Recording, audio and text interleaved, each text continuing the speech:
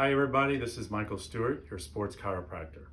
Today I'm going to be demonstrating the manual exam of the knee. Make sure before you do the manual exam you do a full postural analysis to make sure that there's no mechanical issues going on with the lower extremities that might be contributing to the athlete's knee issues. Let's get started. Now we're going to do the manual exam of the knee. But before you actually put your hands on the athlete, you're going to do a visual exam to see if there's any bruising, swelling, or muscle tone changes in the leg where the knee is injured as compared to the normal knee. Okay. After we do that, we're going to do a palpation of the knee all around the knee joint, including the posterior aspect of the knee, to see if we cause any pain to the athlete. If we do, then that'll help us hone in on where the injury might be. Okay, let's start the 10 orthopedic tests you're going to do to determine what the diagnosis of the injury is. The first test you're going to do is called the ballottement test. You're going to press down on the kneecap, and then you're also going to press down on the superior and inferior pole of the kneecap. If there's pain associated with this test, it could indicate that there might be some bursitis in the knee or other soft tissue injuries around the kneecap. The second test we're going to do is called the apprehension test. You're going to press the kneecap medially, and then you're going to press it laterally.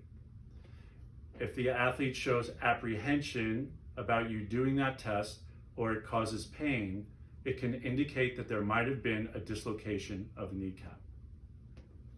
The third test we're going to do is called Clark's sign. What you can do is put your hand just superior to the kneecap. You're going to press down and hold it there, and you're going to have the athlete extend and contract the quadricep muscle. If this causes pain to the athlete, it could indicate that the patient has cartilage or soft tissue injury under the knee.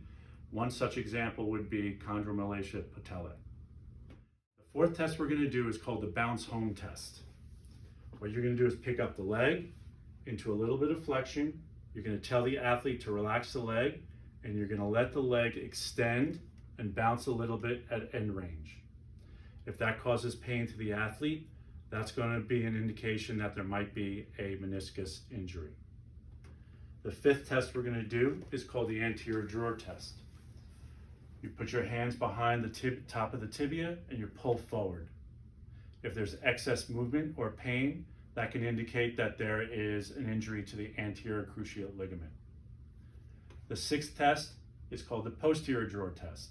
You're going to push posteriorly on the tibia. If there's excess movement in the tibia in relation to the femur, that will indicate that there might be a posterior cruciate ligament injury. Test number 7 is called Lachman's test. This is for an acute cruciate ligament injury. You put your hand on the tibia and on the femur, and you're going to slide the knee back and forth in opposite directions. If there is an acute ACL or a cruciate ligament injury, there's going to be excess movement here and even potentially some pain there. The next test, or test number 8, is going to be the valgus stress test. You're going to push medially on the knee with the knee almost fully extended. If there's excess movement or there's pain on the medial aspect of the knee, that can indicate that there's an injury to the medial collateral ligament. The varus stress test is the opposite. You're going to push on the medial aspect of the knee, and if there's excess movement or there is pain on the outside of the knee, that'll indicate that there might be an injury to the lateral collateral ligament.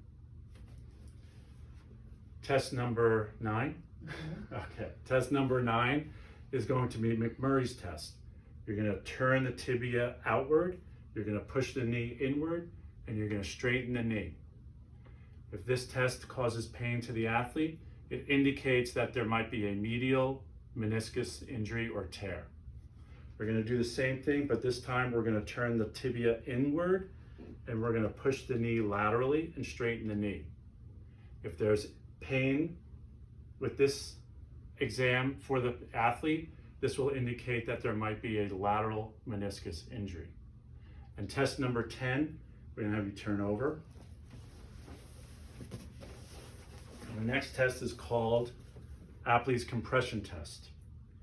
You're going to take the foot, you're going to push down on the foot so there's pressure into the knee, and you're going to twist laterally and medially. Depending on which way causes pain will determine if there is a meniscus tear or injury medially or laterally. And there you have it, the manual exam for the knee.